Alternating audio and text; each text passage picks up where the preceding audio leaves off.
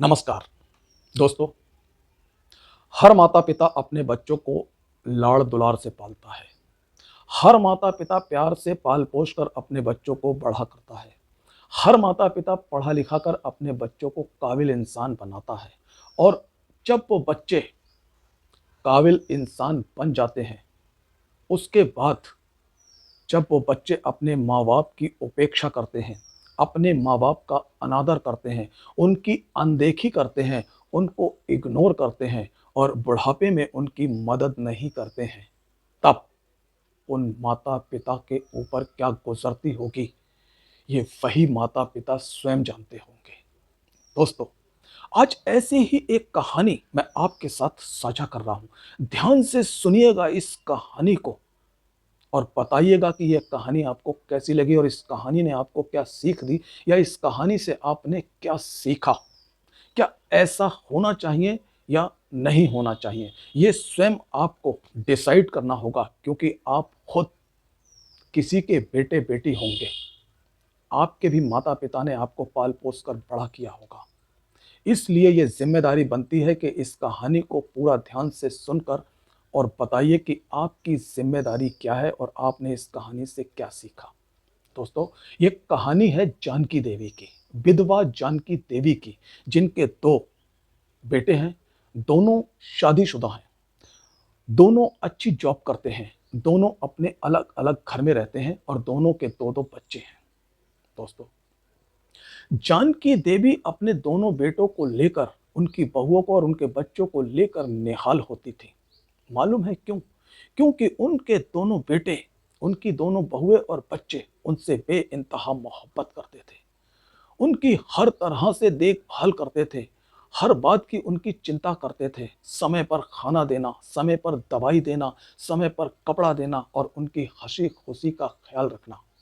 इसीलिए जानकी देवी अपने दोनों बेटों और बहू बच्चों के लिए निहाल होती थी और भगवान से यही प्रार्थना करती थी कि भगवान हर माता पिता को उनके जैसी औलाद दे। दोस्तों, समय अपनी गति से आगे बढ़ रहा था। जानकी देवी जब उम्र के उस पड़ाव पर आ गई, तब उन्हें इस बात का एहसास हुआ, उन्हें इस बात को महसूस करना पड़ा कि उनके जीते जी उनकी जो भी जमीन जायदाद है, वो उनके दोनों बेटों में बराबर बराबर बांट दी जाए, ताकि उनकी मृत्यु के बाद दोनों बेटों के बीच किसी भी बात को लेकर कोई लड़ाई, कोई झगड़ा, कोई मनमुटाव ना हो। वो नहीं चाहती थी कि उनके बाद उन दोनों बेटों में कोई विवाद हो। इसीलिए उन्होंने एक अच्छा सा दिन डिसाइड करके अपने दोनों बेटों को अपनी जमीन जायदाद, जो भी उनकी संपत्ति थी, चल अचल, सब दोनों में बराबर बराबर बांट दी। और जिस दिन अपनी जमीन जायदाद का बंटवारा दोनों बेटों के बीच किया, उस दिन जब वो रजिस्ट्रार ऑफिस से बाहर आई, तो उनके दोनों बेटे और बहुएं उनको अपने साथ ले जाने के लिए बोली। तो जानकी देवी ने कहा, आज मेरी जिंदगी का सबसे बड़ा दिन है। मैंने भगवान से जो मांगा वो मुझे मिल गया। इसलिए तुम लोग घर चलो और मैं भगवान के दर्शन करके मंदिर से वापस आती हूँ। इतना कहकर जानकी देवी पास में जो मंदिर था, वहां भगवान के दर्शन करने चली गई।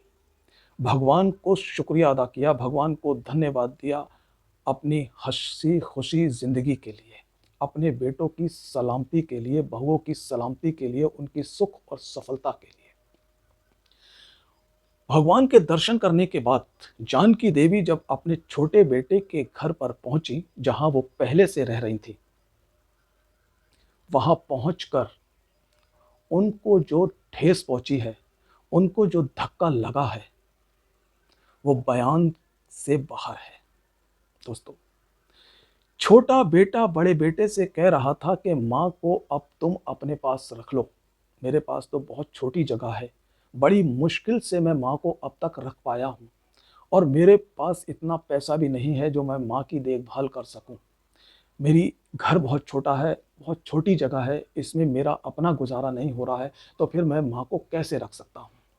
तुम माँ को अपने साथ ले जाओ। छोटे बेटे ने सिर्फ इतना कहा ही था कि बड़ा बेटा एकदम से हाथ पैर फेंकने लगा और बोला, सॉरी, मैं मम्मी को अपने पास नहीं रख पाऊंगा, क्योंकि मैं पहले से ही कर्ज में डूबा हुआ हूँ। मेरे दोनों बच्चों की पढ़ाई की इतनी फीस जा रही है कि मैं उसे अपनी तनख्वाह में पूरा नहीं कर पाता हूँ। फिर मैं माँ की देखभाल कैसे कर पाऊंगा, माँ का खर्चा कैसे उठा पाऊंगा। सॉरी, मैं माँ को अपने साथ नहीं रख पाऊंगा, तुम अपने साथ रखो माँ को। दोस्तों, दोनों बेटों के बीच की ये बहस सुनकर माँ का दिल टूट गया। उसकी समझ में नहीं आ रहा था कि आखिर ये सब है क्या।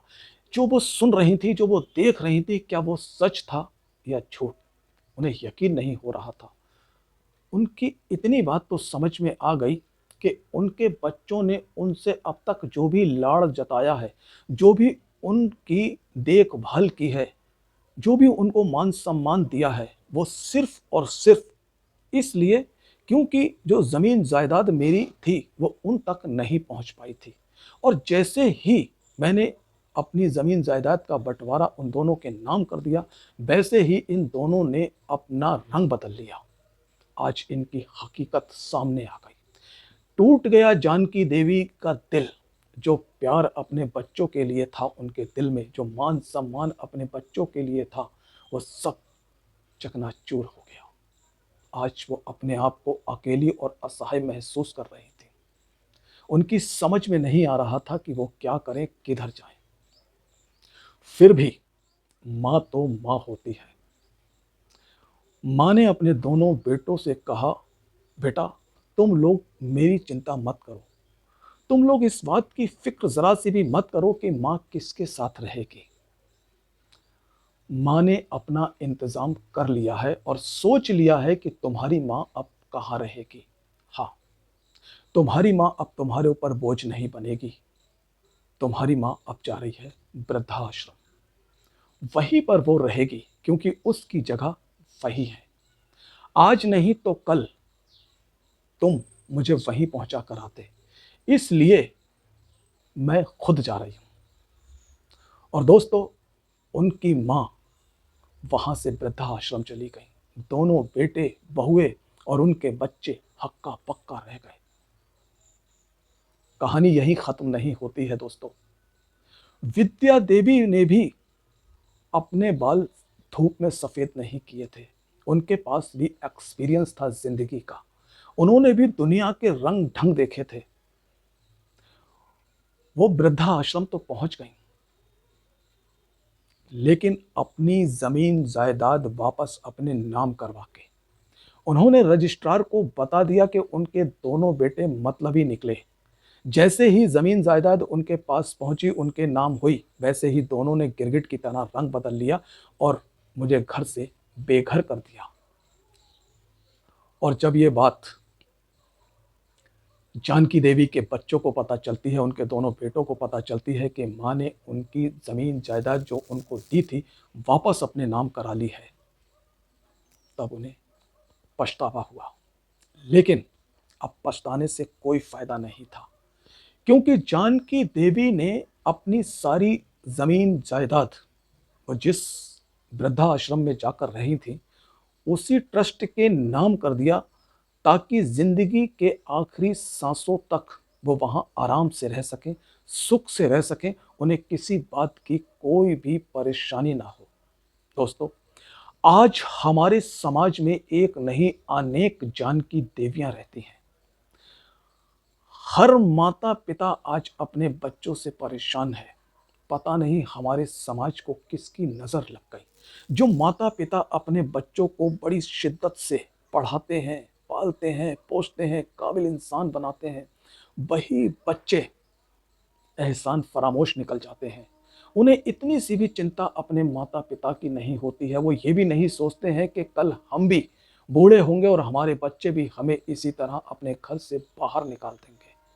उन्हें इस बात की जरा भी चिंता नहीं है और वो अपने सुख, अपने चैन के चक्कर में, अपने आराम के चक्कर में अपने माँ बाप को अनदेखा कर देते हैं, उन्हें अपने घर से बाहर कर देते हैं। दोस्तों, ये कहानी सच बताना आपको कैसी लगी? क्या जानकी देवी के साथ ऐसा होना चाहिए था या नहीं होना चाहिए था? बस एक कमेंट बॉक्स में आकर ज़रूर कर दिएगा। और अगर कहानी आपके दिल को छुई हो तो प्लीज़ लाइक करके इसको शेयर भी करें और सब्सक्राइब करके मुझे सपोर्ट कीजिए। धन्यवाद।